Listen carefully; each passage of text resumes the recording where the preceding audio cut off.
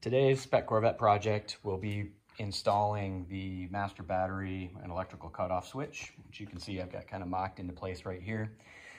In my original Spec Corvette build, I installed it on that metal plate that you see there at the center console, which was convenient for me, but not necessarily the most convenient thing for an emergency crew worker if I were incapacitated in the car and whatnot. So I opted in this build to make it a little easier for an emergency crew worker to get to and put it over here. Now, a thing to note is that you also need to be able to get to it. I've had these in other cars that were built for me located too far away for me to be able to reach while I was all strapped in, and that's a pain. So make sure it's in a location that you can get to and that an emergency crew worker can get to.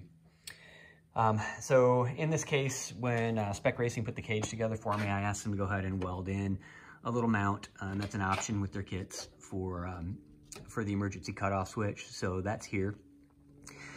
Let's see, what else is there to note? I guess the only thing to note here that I'm not super thrilled about is that there are a couple different flavors of these emergency cutoff switches. I happen to get one that has some additional terminals that you can use for dumping electrical load through a resistor to ground and for cutting your ignition at the same time that you cut the battery. And so because of that, this thing sticks out a little bit, and just the general location makes it a little bit close to the dash. You know, my steering wheel sits a little farther back, so I'm not really in any danger of running into it, although I guess maybe with an impact my hands could hit it or something like that. But it's more just that it's crowding the dash, and it's going to make getting the dash on and off a little bit more of a pain in the butt without removing the emergency cutoff switch. So that's one thing I don't love about having it in this location. Otherwise it's kind of a win. It's much better than having it in the center dash. All right, so other things to note on the inside of the car are not too many. Obviously I did this with the dash out, so I ran my 4-gauge wire from the switch itself around and underneath the dash. And then I've got it going out through an existing hole in the firewall that was used for the HVAC system. It's the smaller of the two holes. I drilled it out a little bit and then put in a grommet plug, actually, which I drilled 2 holes in so I could slide my wires through, so it makes a nice good seal. So anyway, that's the inside of the car, and we'll walk over and take a look at the outside. Over here at the battery compartment, you can see I've got my battery out already. You can see I've got my 4-gauge lines already running through. Here's where they exit the firewall, right over here on the passenger side, and then just run behind the battery box and up.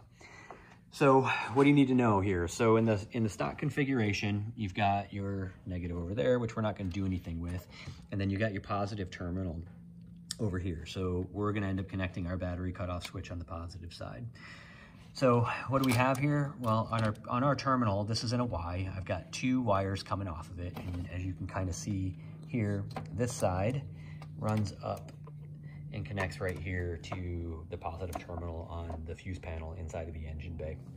All right, the other one you won't be able to see in the video, but it drops down below the battery box, spits out over here on this side, and then it drops down and connects at the starter on the passenger side rear of the engine. Now, the thing that you need to note, and that is not immediately visible when you put the system together, is that there's another line down there at the starter positive terminal. That line comes up, runs across the back of the engine and then across the top and connects right there to that to the back of the alternator. So your alternator positive line, when that's spinning and it's producing its electricity and current, is actually going to run down, jump at your starter, right, and come back up and connect directly right there to the battery terminal. So that's an important bit of information to know when we talk about the 2 different ways that you can wire up a switch like this.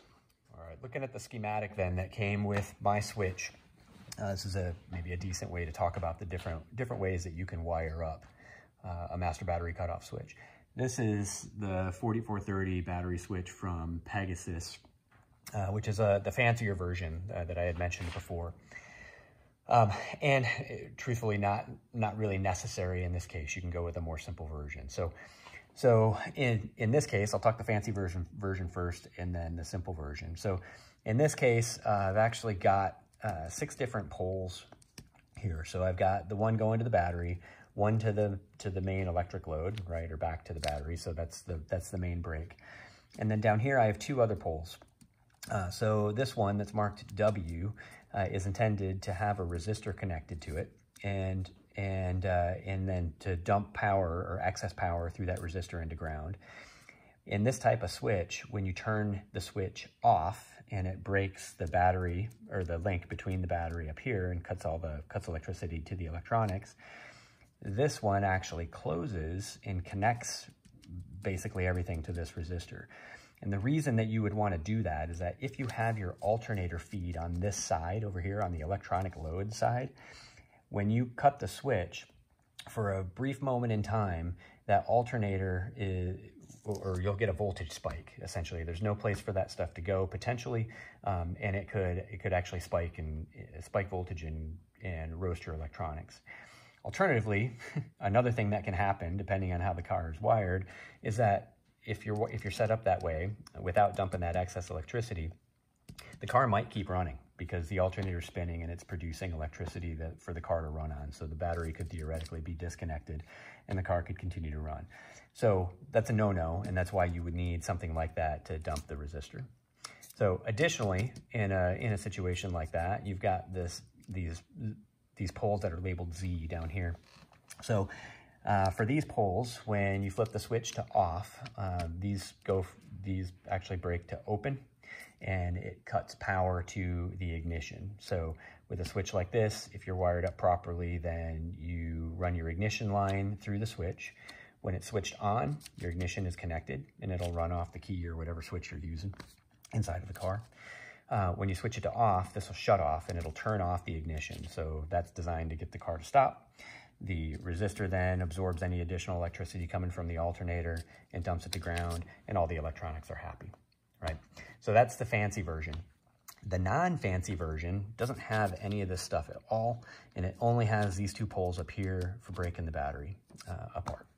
And so in the Spec Corvette format, the way that the car is wired, like I had mentioned before, because the alternator is actually not set up this way, it's actually set up from the factory going to the battery, right? So if we look back here, we look at this Y, right? I've got a line right here that runs down to the starter and then jumps from the starter directly over to the alternator. So what's happening in this factory configuration is that everything from the alternator is coming back and it's terminating at the battery.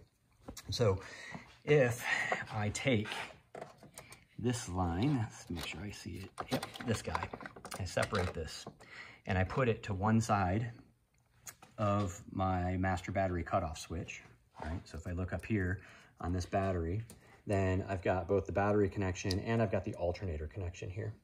And then if I bring the other side and I attach it up here at my load, right, so that guy's now off, it's connected to one of these lines, and then my return is connected at the load, then I look over here and essentially I've got my main electrical feed. So in that scenario, what happens when I cut it off? Well, when I cut the power, I actually do break the line between the battery and the alternator, which are over here, and my main electrical load, right? So electricity to everything shuts off. So then what happens with excess voltage?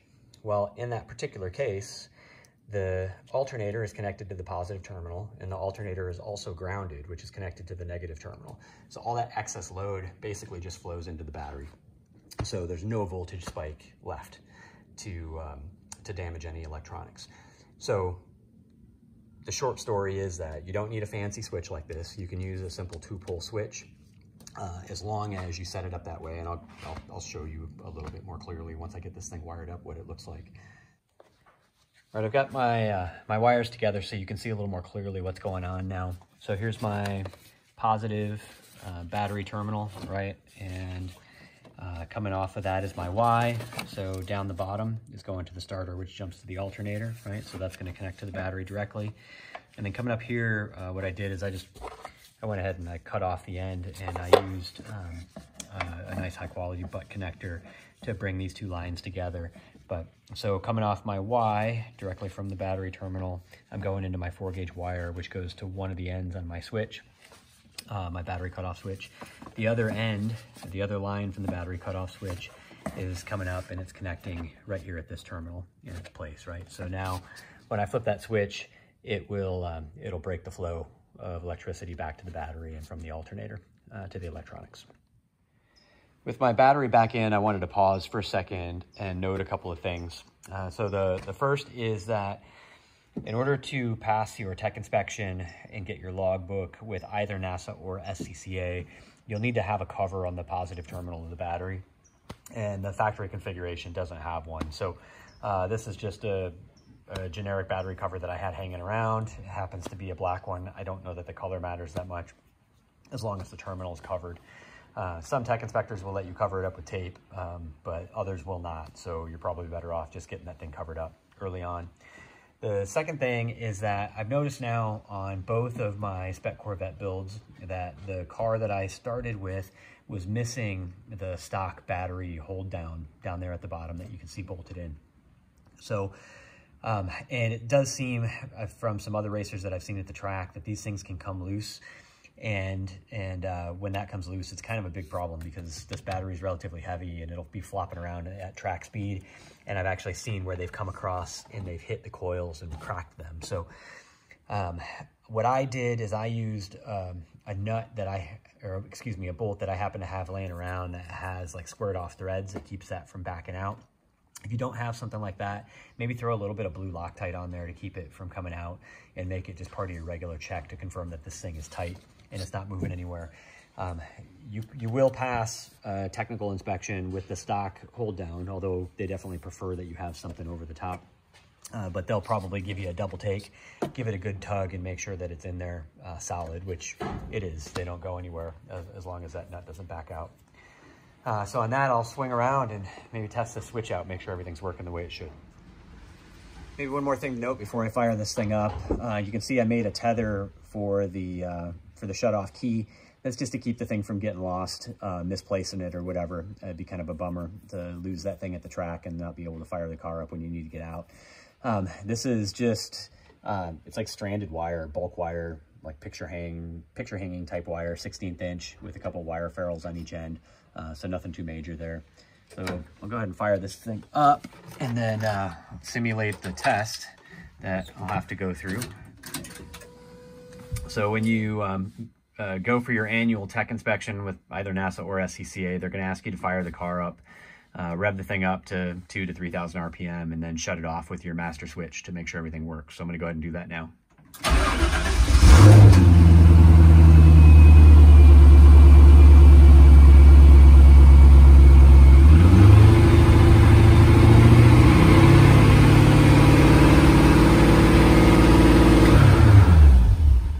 Yep, works like a charm.